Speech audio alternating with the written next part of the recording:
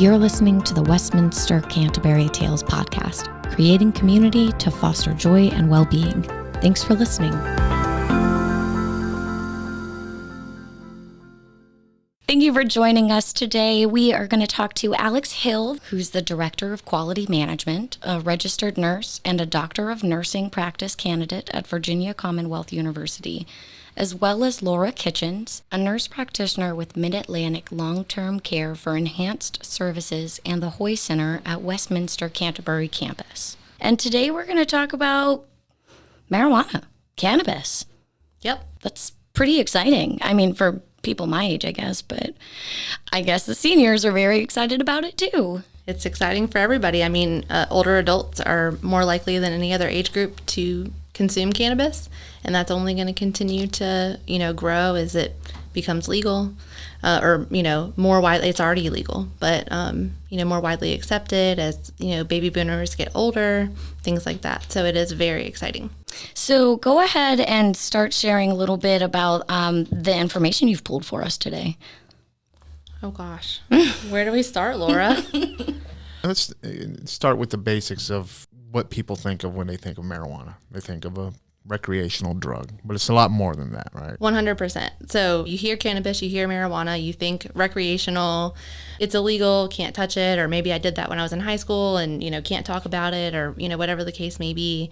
But it's far, far more than that. CBD is on the rise, and there are over 100, if not close to 200 or more different cannabinoids, they call it. That's kind of an odd word that's not really, public, because it, everything is so stigmatized as pot or weed or marijuana.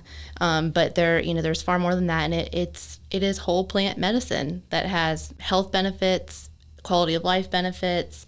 Sure, it can be used recreationally, but it can certainly be used a lot more. And I believe that's all the way from the root to the tip of leaves. You can use every part of the plant for different things. 100%. Yeah, not just for consumption, but for clothing, all kinds of things. I don't know. I'm not a history buff, so don't quote me here. But at some point in, I believe the 1600s, Virginia citizens were required to grow hemp as a part of, the war efforts and, different things like that. So, yeah, it has a lot of uses. And now, fast forward to today, a lot of states are now legalizing it. What drives that push to legalize it, do you think? So, and to give a little bit of basis to what you said, all but 2 states have some form of legalization, whether it's medical, recreational, or both. But I think the push to legalize, this is going to be a fun fact, my fun fact for today, that the U.S. Department of Health and Human Services has a patent on cannabis for neuroprotection and antioxidant properties. There is a patent since 1998.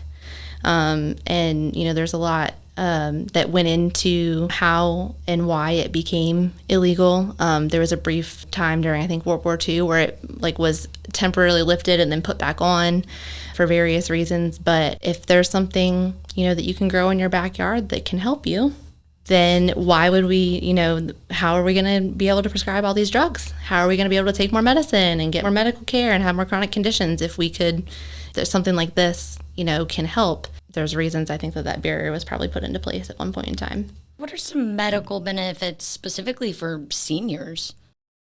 How long do we have to talk? As long as you need. Give me your top 5 benefits of, seniors using cannabis. Well, some of the most, I guess, and Laura, feel free to jump in at any time, but, some of the most common reasons to, use it medicinally: chronic pain, nausea. The list goes on and on. Cannabis works with your endocannabinoid system within your body that touches every single body system. So there's a benefit, almost no matter what direction that you go. But pain is obviously a really big one. I don't know if you've had requests, Laura, or interest for other reasons. Most of our residents that are using it right now, we've been using it as for dementia, for anxiety, for behaviors that they haven't responded to traditional medicine. So they're not responding to the antipsychotics, and the family's frustrated and they're looking for something. And I've been really excited about it because it is something that's natural, that, has less side effects than a lot of these antipsychotics that have actual black box warnings on them. Yes. So, it's nice to use something that is a more natural product. So we've been using it with a couple of our patients that have behaviors, and we've seen really an improvement in their anxiety. They're more manageable, redirectable. So been really excited about that.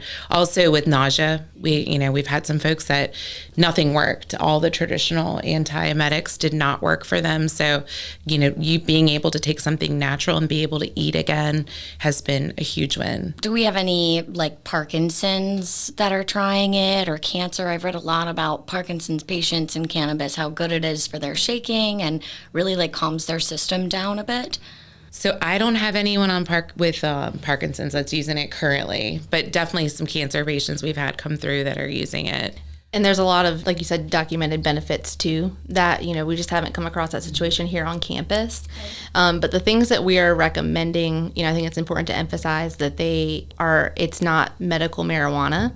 It's products that are legal under the Hemp Farm Act of 2018. So it has less than 0.3% THC, which is the, legal limit to be able to use these things and purchase these things over the counter without needing a medical certification or having a medical card. We're not having anyone smoking it. We have edibles, or I think at one point someone was using like a topical tincture, and those have been helpful.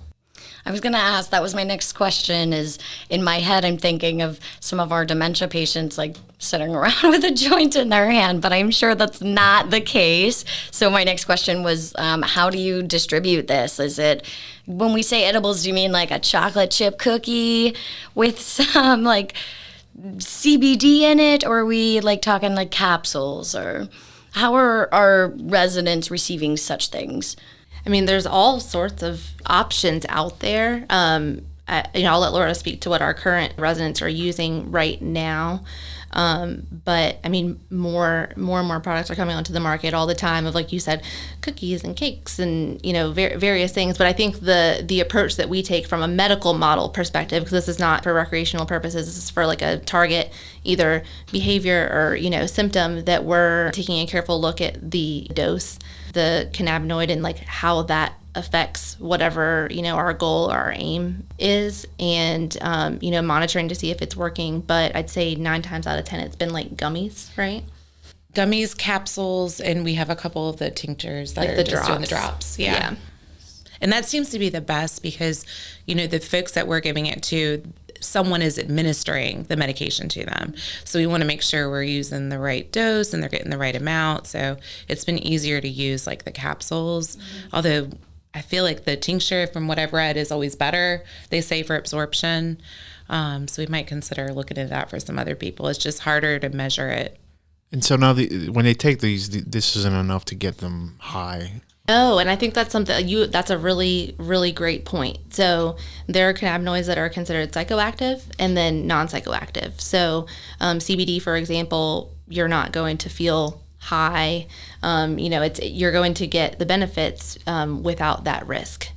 But there certainly are plenty of products available over the counter and that are legal that can give you that euphoric effect based on the receptor that it binds with in your body. The stuff that you're giving your patients, is this stuff that's produced by Pfizer or GlaxoSmithKline, or is it, you're going down to the local head shop? So our folks that are here that are on it, they're getting it, most of them are getting it from New Leaf.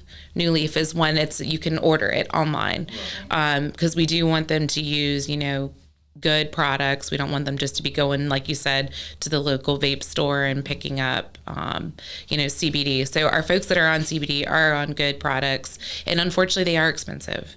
I mean, considering if they're on a fixed income, we have folks that are paying $100 a month for their CBD. Now, you have to consider, are you able to eliminate other drugs and other costs? So it could really save you if you're eliminating, other drugs. Do you have to have a medical license to get medications like this? No. So a lot of what we're, that we've been discussing thus far and what we're able to, share real life examples of, these are things that are available over the counter. And that's really the premise of getting more, open and having more open communication about it. Because you can go into a lot of stores now and, like Laura said, pick up Charlotte's Web or pick up this or that, but no real detrimental effects. But if you have a goal in mind, cannabis is medicine. Mm-hmm. So, get a provider involved, ask questions about it. But that's a barrier in and of itself, because a lot of providers aren't comfortable, or they're concerned, or they can assume it's already, illegal. And a challenge that we really face in healthcare, especially in the setting that we are in now, is the state of Virginia, cannabis is legal for adult use. It's legal for medical use. And so there's a lot of people, maybe, I'm sure everyone in this room knows at least one, if not a handful, if not more, people who consume for one reason or another. Well, eventually, they may want to move to a Great Life Plan community such as Westminster.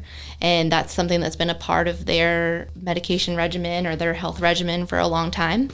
And then come to assisted living. Well, Virginia State Code for assisted living requires assisted living facilities to be what's called designated caregivers, meaning that they're protected under law to be able to help someone procure their medical marijuana, to fill it, to help them, say if their chosen method was smoking, to, help them do that, whatever the case may be.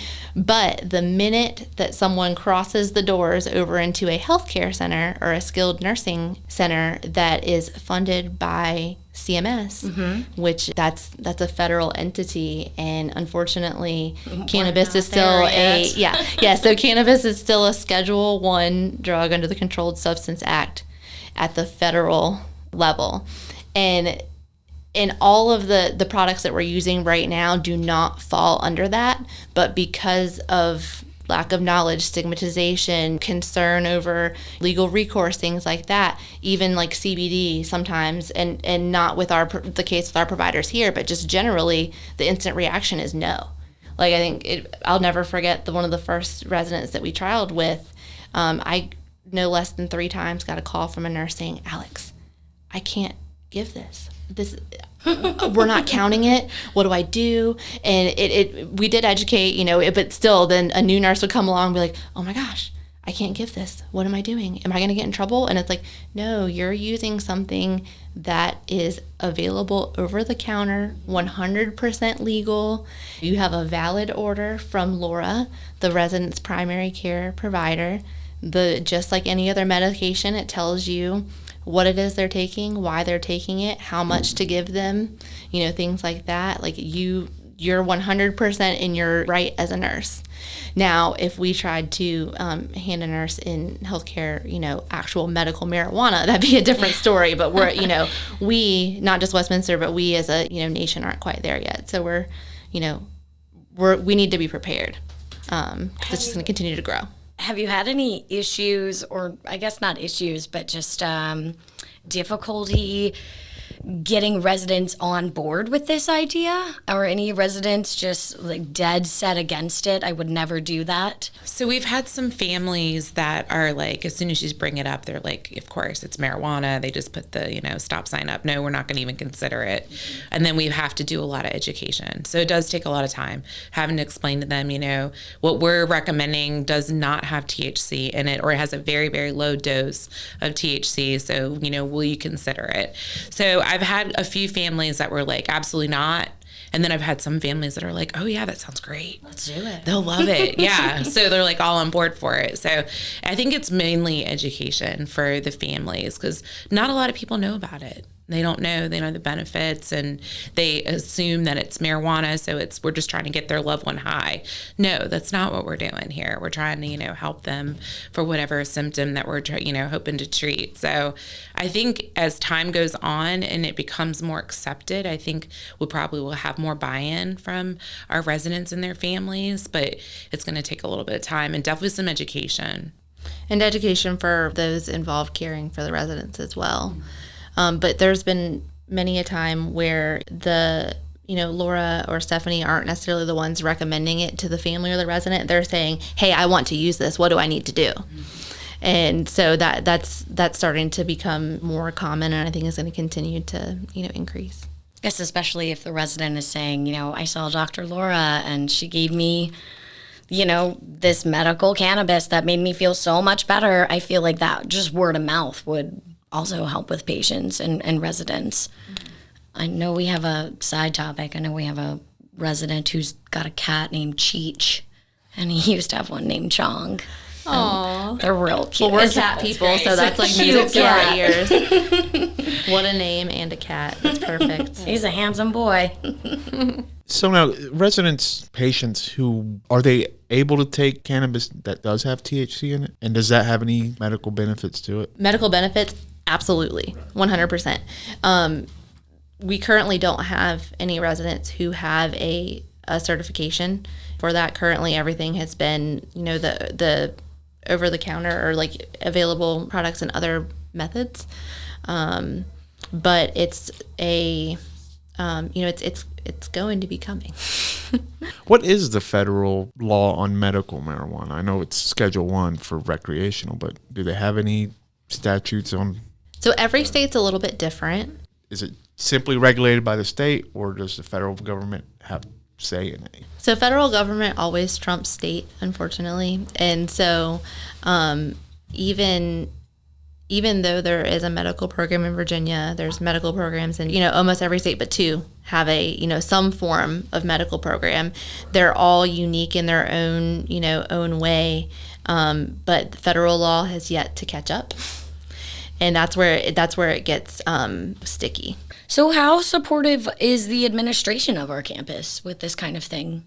Very supportive. So my dissertation for my doctorate is about this topic, and it's a odd thing for a director of quality with regulatory compliance experience to be like, let's get cannabis on the campus. Like, let's give everyone CBD. Let's talk about it. It's like your generation. They're like, this young hippie comes in here.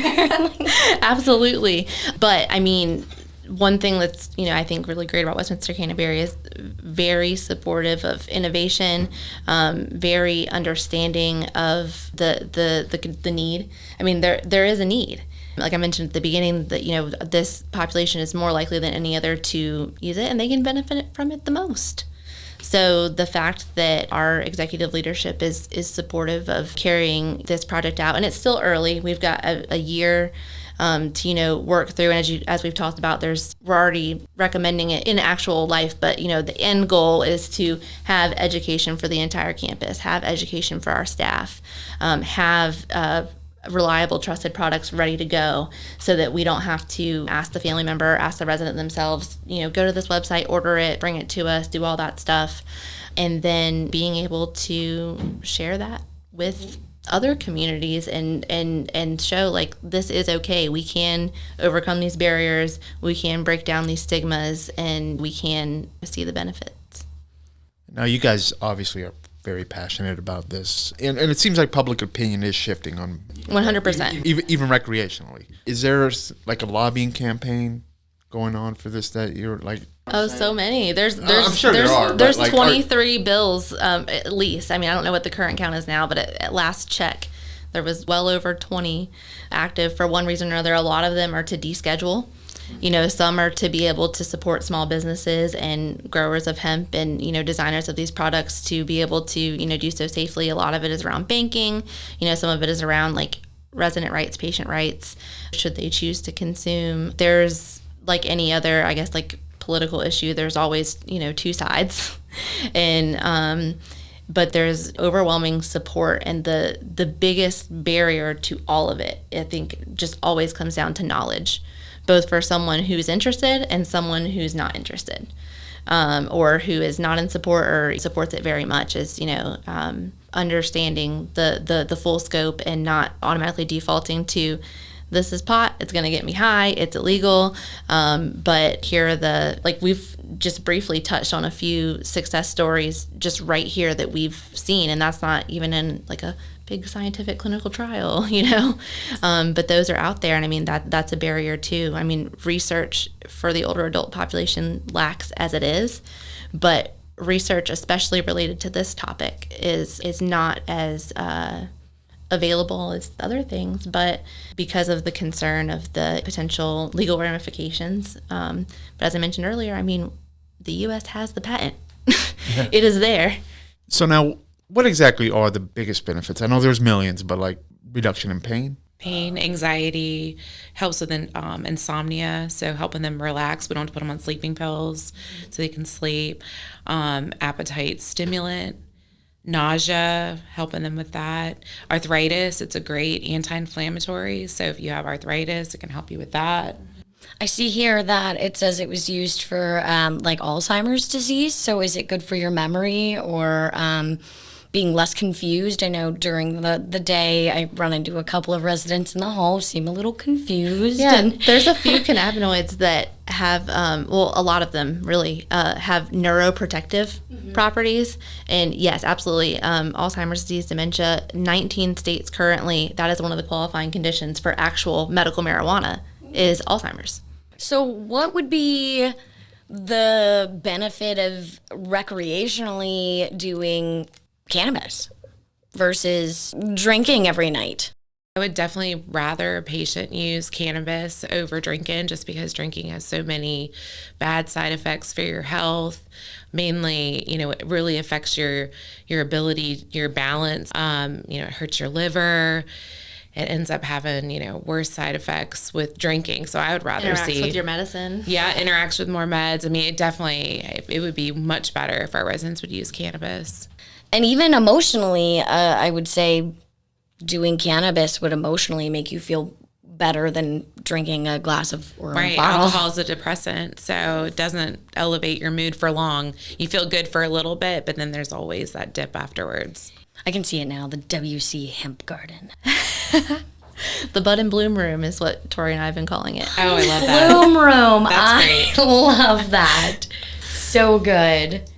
Now, are there any downsides? Always. I mean, everything has Right. a downside. It's a medication just like anything else. So I mean, there are drug interactions that you have to be careful of. Some things, again, have that euphoric property, which for some is a benefit, but for others in other situations, maybe not a good idea. They rather stay on the ground. Yes, Yeah. exactly. And of course, like you said, it's not necessarily something that's been covered by your insurance, or of course, there's always, downsides, but that's where like harm reduction and the medical model come into play of talk to a nurse practitioner, talk to someone who is knowledgeable about the topic, get your doctor involved, do your research. Don't just go to 7-Eleven and pick it up because you saw it on the Today Show. I think that you hit it. I mean, really the interactions, especially like with the blood thinners, that's been our biggest roadblock. And unfortunately, a lot of the elderly are on blood thinners, and there's some that don't work well with CBD. So we just have to be aware. Just do a good med review. Now, another stigma that things that are associated with street drugs have is that they are addictive. You become dependent. CBD, you don't become dependent on. No, and this is like kind of in the same vein, but like I've been asked on at least 2 different occasions personally, can I overdose on this? Will I stop breathing? Well, I mentioned earlier that the endocannabinoid system touches every system within the body, but the receptors that bind with cannabinoids are not in your brainstem, if that makes sense. And that's what controls your breathing. That's what controls your lungs. So it is physically impossible to overdose on cannabis or any related product. Yeah, I'm pretty sure I read a study that said not a single person has been documented to have died from cannabis. Yeah, it's literally not possible, but yet we see residents every day who are taking drugs that, keep that Narcan pen nearby, or, here's a black box warning, here's something, like everything has a side effects, like we mentioned, as does, cannabis and CBD, but not to the same, I guess, like detrimental level that our pharmaceuticals can have. Yeah, because the pharmaceuticals have so many chemicals in them, and it treats one thing, and then you get 10 other potential side effects and Yes. 20 other, medications that you can't take now because you're taking that medicine. It just seems like the national conscious is moving towards looking outside the box for drugs. For instance, I was reading an article maybe a month ago about, I'm going to butcher the name, so I'm just going to say magic mushrooms for PTSD. Yeah, psychedelics, yes. like it reprogrammed their brain. I'm not exactly sure the mechanics of it, but do you think growing the national conscious on medical cannabis will open doors elsewhere? Yeah, 100%. I mean, again, it's just, I know I probably sound like a broken record, but understanding that there's more to just the reefer madness. That there, like you said, it's going to open, it has and is and will continue to open more doors. So Abby, earlier you asked about how does the team here at Westminster, like what is the support? Of course, part of this journey is getting feedback from all stakeholders, not just our executive team, but our residents, our staff, our, those who are, interested in other avenues. But in that, being able to open up the door for more. And that doesn't mean that tomorrow we're going to be, giving psilocybin to folks. But again, I think it's just really like magical that we're sitting here having this conversation when some aren't even comfortable even talking about it, much less saying like, here's what we're doing, here's what we're trying. Well, I think we should have like the WC Forum Day, have you guys come in and do a talk to the independent living residents and just give them that preparation for when you are ready to take this step. Here's all the information you need to know, and it's safe. And, there's so many outlets here at WC that have your back in the case of something going wrong. Everybody's here and supportive. And I think that this will be great for the future of WC and the health of our residents. Yes, quality of life. But just knowing the medical benefits of it and the different ways you can get it over the counter is just informative. Actually, my grandfather has type 4 Parkinson's. And so this is something we've kind of talked with him about in our family. And he's dead against it, but we've done so much research. I think it would be so beneficial. So I feel like this has been very informative, at least to me personally. And that's, you bring, like, when you just said stage 4 Parkinson's, it made me think that there's a lot out there right now with autism, like for kids. Mm-hmm. And the benefits that are being, seen with that, of people saying, my child's nonverbal, or his behaviors can't be managed, or whatever the situation may be, nothing's working, or I'm not comfortable with this drug. And then they're trying CBD, they're trying oil, they're, trying different things and seeing huge, a huge difference. And right now there is a NIH double-blind study. It's actually placebo versus cannabis for autism. And so I'm like anxiously awaiting to see what happens. Keep me posted on Yeah. that. It's interesting. Yeah. My daughter has like ADHD, as most of us do. And I've considered like medications, but there's so many chemicals, and she's 9. But I did read something about like ADHD and cannabis and was like, THCV. It's exactly what I read. And I just, find this really informative. It's given me so much insight. Wait a minute, what's THCV? That's one of the cannabinoids. So like THC and CBD are the most common, but there's CBG, CBN, THCA, THCV. I mean, it's alphabet soup. And if you even ask me to pronounce the what that abbreviation stands for, We'll be here all day. It'd be pretty embarrassing. But and those are just like CBN. Those are just the up and coming. For example, CBN, although not necessarily proven per se, is really great for sleep. THCV, hyperactivity. THCV is known as like the kind of like resets a lot of chronic conditions. There's some evidence to show that some cannabinoids can help with MRSA and wound healing. I was actually looking forward to talking to Laura and Stephanie about that. That's something I learned this week, applying like that tincture directly to a wound. There's been some benefits. And it can be proactive too. I mean, someone may not even have a target symptom or a target condition or something that's ailing them, and just overall health and overall wellness. Like the endocannabinoid system is the biggest system that regulates everything neuroregulatory in our entire body. And so being able to give it what it needs to either, regulate one way or the other, or prevent something, maybe not even cure it, but just prevent it. There's validity in that too. Well, I think this has been awesome. Thank you so much for this lesson and all the information. I think that our residents are going to find this useful, and anybody else who listens is definitely going to have a lot of Googling to do. Can we put a disclaimer at the end? Please. Please come talk to us. Don't just, run out there and grab something. We're going to try to put some formal things into place to get a process going. But anybody who's just generally curious and wants to chat about it, I'm more than happy to do so. And yeah, we're happy to be here. So thank you. Well, thank you ladies for coming in and for taking the time to teach us about this. We really appreciate it. We hope you enjoyed this episode of the Westminster Canterbury Tales podcast. Thank you for listening.